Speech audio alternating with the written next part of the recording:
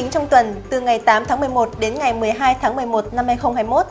Giá quặng sắt giao tháng 1 năm 2022 giảm xuống còn 83,6 USD một tấn, mức thấp nhất một năm do cuộc khủng hoảng trong lĩnh vực bất động sản tại Trung Quốc đã khiến nhu cầu thép giảm vì bất động sản chiếm đến 1/4 tiêu thụ thép tại Trung Quốc.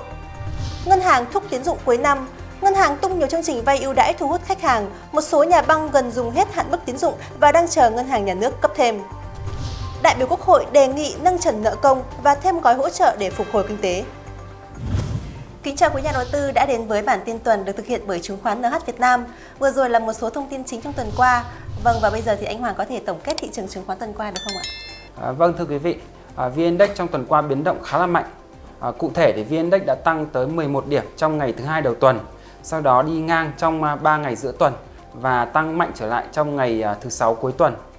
Đặc biệt đáng chú ý là phiên ngày thứ năm đã để lại cho nhà đầu tư rất nhiều cảm xúc khi mà VN Index đã giảm sâu tới 20 điểm trong phiên sáng nhưng đã hồi phục mạnh mẽ, chỉ còn giảm khoảng 3 điểm khi đóng cửa. Chốt tuần thì VN Index tăng 17 điểm, tương đương với mức tăng là 1,2%. Điểm nhấn tuần qua đến từ các cổ phiếu vốn hóa vừa và nhỏ, đặc biệt nhất là nhóm bất động sản, dầu khí và xây dựng có mức tăng rất là mạnh. Có thể kể đến nhiều cổ phiếu tiêu biểu, ví dụ như là Đích, Nam Long, Hòa Bình hay là PVD. Nhóm chứng khoán cũng tăng điểm khá tốt trong tuần qua. Nhóm thép thì diễn biến khá kém trong tuần do giá thép và giá quặng sắt thế giới giảm sâu. Nhóm ngân hàng cũng kém khả quan khi giảm trên 1%. Dù trong cả đợt sóng này thì cổ phiếu ngân hàng gần như là chưa tăng mấy. Thanh khoản tuần qua thì giảm 4,9%. Lý do chủ yếu là bởi vì tuần trước đó thanh khoản đã ở mức quá lớn do đã có 2 phiên là có mức thanh khoản cao kỷ lục. Dạ vâng, xin cảm ơn những chia sẻ vừa rồi của anh ạ. Vậy thì không biết là tình hình mua bán của khối ngoại cũng như là diễn biến về lãi suất tỷ giá tuần qua như thế nào ạ thưa anh? Trong tuần qua thì khối ngoại bán dòng với giá trị là 1.325 tỷ. Đặc biệt bán dòng rất mạnh vào 2 phiên mà thị trường điều chỉnh giảm là thứ Tư và thứ Năm. Các mã bị bán dòng mạnh là SSI, PAN, VND, Nam Long và Đất Xanh. Trong khi đó các mã được mua vào nhiều là Vinhome, CTG và Vietcombank. Lãi suất và tỷ giá thì trong xu hướng giảm nhẹ trong tuần qua. Cụ thể là lãi suất qua đêm liên ngân hàng thì tăng nhẹ 1 điểm cơ bản lên mức là 0,61% một năm. Còn lãi suất trái phiếu chính phủ kỳ hạn 3 năm thì giảm 4 điểm cơ bản về mức là 0,75% một năm và tỷ giá thì giảm 25 đồng về mức là 22.525 đồng và 22.755 đồng cho chiều mua và bán. Dạ vâng anh Hoàng, em thấy là trong nhiều tháng qua thì tỷ giá dường như là trong xu hướng giảm liên tục. Vậy thì không biết là anh Hoàng có lý giải nào cho việc này không ạ? Vâng, thì theo đánh giá của phòng phân tích chúng tôi, lý do chủ yếu là bởi vì trong năm 2021 này, chính phủ đã gần như dừng lại hoạt động mua ngoại tệ để tăng thêm cái dự trữ ngoại hối của Việt Nam. Mọi người có thể nhìn vào biểu đồ dưới để thấy được là dự trữ ngoại hối của Việt Nam đã tăng liên tục trong các năm từ năm 2015 đến năm 2020 và đã đi ngang trong năm nay. Việc thiếu đi cái nguồn cầu từ phía chính phủ đã khiến cho tỷ giá USD liên tục giảm trong năm 2021 này. Và theo đánh giá của chúng tôi có 3 lý do chính khiến cho chính phủ ngừng việc mua vào USD trong năm nay. Lý do thứ nhất là trong tháng 4 vừa qua thì phía Mỹ đã chính thức rút Việt Nam khỏi danh sách các nước thao túng tiền tệ. Tuy rằng Ngân hàng Nhà nước không công bố chi tiết của thỏa thuận, tuy nhiên thì theo đánh giá của chúng tôi có thể là Ngân hàng Nhà nước đã đồng ý với phía Mỹ về việc là tạm dừng việc mua vào ngoại tệ trong một khoảng thời gian nhất định. Thứ hai là năm nay ngân sách của chúng ta cũng rất là căng thẳng để phục vụ cho công tác chống dịch Covid-19. Rất nhiều người dân và doanh nghiệp bị ảnh hưởng nặng nề bởi Covid, cho nên chúng ta cũng thiếu đi cái nguồn tiền để có thể tiếp tục mua vào ngoại tệ. Và lý do thứ ba là số dự trữ ngoại hối của chúng ta tính theo cái số tháng nhập khẩu thì cũng tương đối cao rồi. Và mình nghĩ là cũng không cần thiết phải mua thêm ngoại hối nữa. Dạ vâng ạ, vậy thì trong tuần này sẽ có những thông tin nào mà có thể gây ảnh hưởng đến thị trường mà nhà đầu tư cần phải chú ý ạ thưa anh? Trong tuần này thì cũng không có nhiều thông tin lắm. Chỉ có một thông tin đó là thứ Năm tuần này sẽ là ngày đáo hạn hợp đồng phái sinh và thị trường thường là sẽ biến động rất là mạnh vào cái ngày này, đặc biệt là vào phiên ATC. Do đó thì nhà đầu tư cũng nên chú ý với cái diễn biến này của thị trường. Vâng ạ, vậy thì anh Hoàng có nhận định gì về thị trường chứng khoán tuần này không ạ? Vâng, thì thị trường chứng khoán tuần trước đã có một phiên giao dịch rất cảm xúc vào ngày thứ Năm.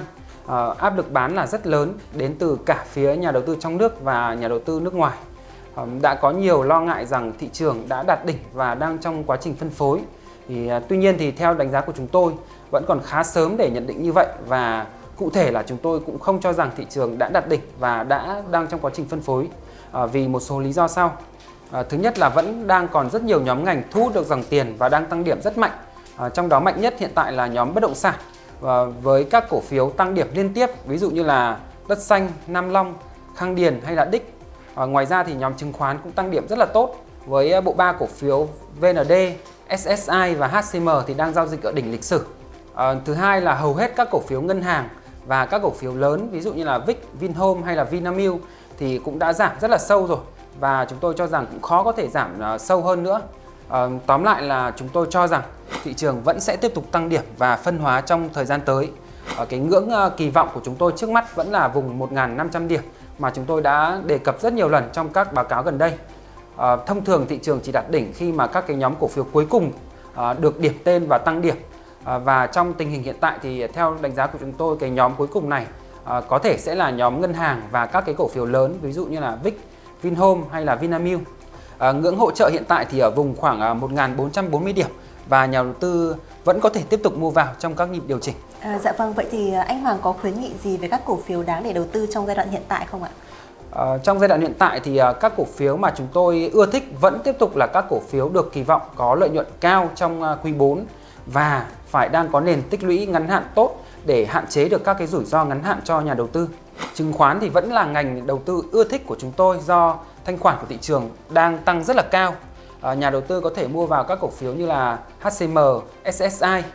Với riêng cổ phiếu VND thì dù là đã tăng giá khá là cao trong giai đoạn gần đây, tuy nhiên chúng tôi thấy là giá của cổ phiếu VND cũng đang tạo nền tích lũy quanh cái vùng dưới 70 nên chúng tôi vẫn tiếp tục khuyến nghị mua vào đối với mã VND. Với ngành dầu khí thì cổ phiếu ưa thích của chúng tôi là PVS và PVT.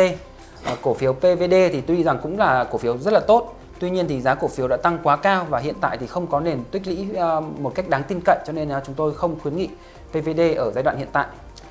Với nhóm bất động sản nhà ở thì dòng tiền vào nhóm bất động sản đang rất là mạnh. Tuy nhiên thì một số cổ phiếu đã tăng quá nóng và tạo ra các rủi ro ngắn hạn cho nhà đầu tư, cho nên chúng tôi cho rằng nhà đầu tư không nên mua đuổi các cổ phiếu này. Thay vào đó thì nên chọn các cổ phiếu có cái nền tích lũy tốt, ví dụ như là SCS, Khang Điền, AGG hay là CRE. Với nhóm cảng biển thì các cổ phiếu yêu thích của chúng tôi là Zimandev, VSC và HAH. Đối với nhóm thép thì mặc dù là giá thép và giá quặng sắt trên thế giới đang giảm rất là sâu, tuy nhiên thì trên thị trường chứng khoán thì cổ phiếu thép ví dụ như là Hòa Phát, Hoa Sen hay là Nam Kim thì cũng giảm rất là mạnh rồi. Và do đó chúng tôi cho rằng nhà đầu tư cũng có thể tiếp tục mua vào các cổ phiếu này, Hòa Phát, Hoa Sen, Nam Kim cho mục tiêu là đầu tư chung và dài hạn. Bởi vì chúng tôi tin tưởng rằng giá thép thì cũng giống như là thị trường chứng khoán thôi. Khi mà nó giảm quá mức thì sẽ phải đến thời điểm giá thép sẽ phải bật tăng trở lại. Cuối cùng là với nhóm ngành ngân hàng thì sau khi cập nhật báo cáo tài chính quý 3 của các cái cổ phiếu ngân hàng thì chúng tôi nhận thấy có hai rủi ro với ngân hàng. Thứ nhất là NIM đang giảm đáng kể để hỗ trợ cho các doanh nghiệp ảnh hưởng bởi Covid-19. Và thứ hai là nợ xấu đang tăng rất là nhanh. Tất nhiên rằng chúng ta vẫn có thể kỳ vọng trong quý 4 thì các ngân hàng sẽ đẩy mạnh tín dụng để hỗ trợ phục hồi nền kinh tế. Do đó thì giá cổ phiếu ngân hàng theo chúng tôi đánh giá là khó có thể giảm mạnh hơn nữa. Tuy nhiên thì nhà đầu tư cũng không nên kỳ vọng quá nhiều vào nhóm ngành ngân hàng. Và theo chúng tôi giá cổ phiếu ngân hàng cũng khó có thể tăng quá mạnh được. Dạ vâng, rất cảm ơn những chia sẻ vô cùng giá trị của anh ạ. Với những nội dung vừa rồi từ chứng khoán NH Việt Nam, chúng tôi hy vọng đã mang đến những thông tin hữu ích giúp quý nhà đầu tư có thể xây dựng được chiến lược giao dịch hiệu quả trong tuần này. Bản tin của chúng tôi được phát vào thứ Hai hàng tuần trên kênh YouTube Chứng khoán NH Việt Nam. Hãy đăng ký theo dõi kênh và nhấn vào chuông thông báo để đón nhận những thông tin sớm nhất. Cảm ơn quý nhà đầu tư đã dành thời gian quan tâm theo dõi. Còn bây giờ xin chào tạm biệt và hẹn gặp lại quý vị trong những bản tin tiếp theo.